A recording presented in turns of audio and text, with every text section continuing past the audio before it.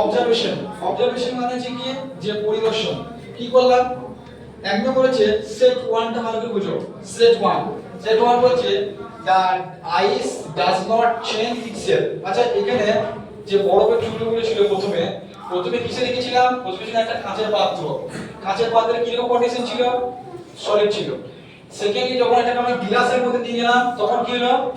সেটাও কি থাকলো সেটাও একই থাকলো আর যখন থার্ডলি যখন এটা গেলাম তখন কি হলো সেটা কি হলো থার্ডলি তো এক হলো দেখো ভালো করো the ice does not change its shape when transferred from one continent to another অর্থাৎ এর it does not change এটা কিন্তু it remains unchanged এটা কি হলো it remains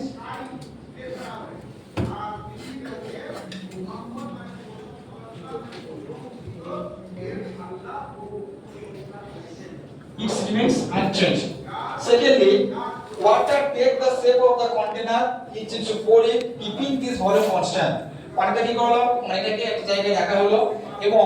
পানিটাকে একটা গ্লাসের মধ্যে ভরা হলো গ্লাসের মধ্যে ভরার পরে কি হলো keeping its volume constant অর্থাৎ এর ভলিউম যে আয়তন আমি নিয়েছিলাম সেই আয়তনটা কিন্তু কি একই থাকবে কি আয়তনটা বাড়বেও না কমবেও না and the it flows smoothly and spread out তারপরে কি হলো যখন আমি এটাকে পানি দেওয়ার তখন কি হলো স্মুথলি স্প্রেড আউট হবে ছড়িয়ে যাবে কি করবে কিসের কেন যে জায়গার উপর নির্ভর করে কিসের জন্য জায়গার উপর নির্ভর করে তো যখন আমি এটা বললাম তখন কি হলো এটা কি পানিটা ছড়িয়ে গেল বুঝা গেল and thirdly the water vapor rises অর্থাৎ জলীয় বাষ্প ভেসে উঠলো and spread in all direction এবং সমস্ত দিকে ছড়িয়ে পড়লো যেমন আমরা কি থার্ড সেটটা কি করেছি স্টিম করেছি তাহলে স্টিম করলে কি হয়ে যায় বল পানি কি হয়ে যায় যদি আমরা ফুটাই গ্যাস বা সলিড কেবল উপর দিকে ছড়িয়ে যায় বুঝে গেছেন দেখো it does not have a fixed shape or volume এর নির্দিষ্ট কোনো আয়তন মানে নির্দিষ্ট কোনো আয়তন না এর কোনো আকার না it's mixed with the surrounding air to fill the available space এবার কি এটা বাতাসের সঙ্গে মিশে গিয়ে তাদের নিজের মতো জায়গা তৈরি করতে পারে কনক্লুশন তাহলে আমরা এখান থেকে কি সিদ্ধান্ত আসতে পারি